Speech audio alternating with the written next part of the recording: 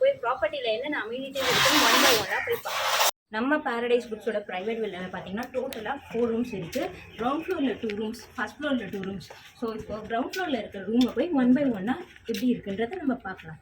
இதுதான் நம்ம first room. இந்த ஃபர்ஸ்ட் ரூமில் வந்து பார்த்தீங்கன்னா உங்களுக்கு பிங்க் தீமில் அவங்க பெயிண்டிங் ஒர்க் இருக்குது. ஸோ அந்த பெயிண்டிங் தகுந்த மாதிரியே வந்து பார்த்தீங்கன்னா ஒரு பீஸ் கொடுக்குற மாதிரி புத்தாவோட பெயிண்டிங் வந்து வாலில் வந்து போட்டிருக்காங்க.